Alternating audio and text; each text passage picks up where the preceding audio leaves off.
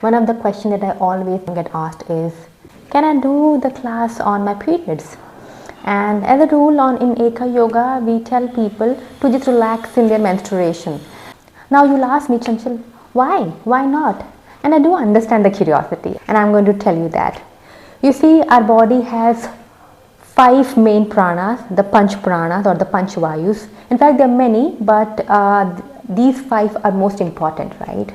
They're called Prana, Udana, Samana, Apana and Vyana. Now all these 5 Vayus, they do different tasks in the body. They support different functions in the body. Now when we do pranayama, or when we go to a place which is highly energized like a temple, the prana or the urdhva prana, the prana which is flowing upwards, which is taking our energy from down to up, that is at the peak. Now that's the flow of energy in these places and in our body when we do any kind of intense yogic practice. Now coming to menstruation. In menstruation, a certain particular Vayu or a prana is activated, that's called Apana Vayu. Now Apana Vayu is the downward movement of your prana.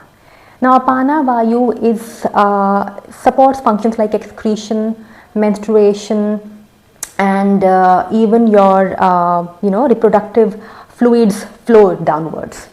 When I'm menstruating, my Apana Vayu is already activated. It is supporting my body to ensure that the flow of my period is smooth, right?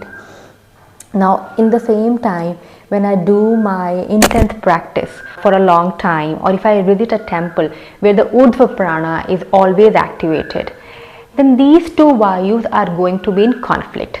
The downward movement of Apana and the upward movement of the urdhva prana, right? And when there are 2 channels that are moving in 2 different directions, when they come close, there is a conflict. And we don't want that conflict to ensure that there is a smooth flow, right?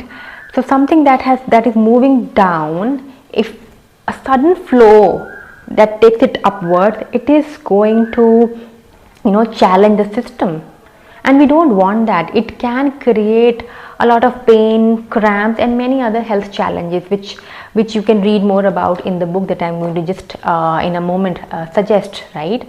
So to avoid this conflict, to avoid this challenge in the body, we avoid intense yogic practices as well as visit to some of the very highly consecrated temples in India, right? And the book I'm talking about is called Ritu Vidya, and in my previous reels I have mentioned about this book. So anybody who's interested in knowing about their menstruation, this is a great book.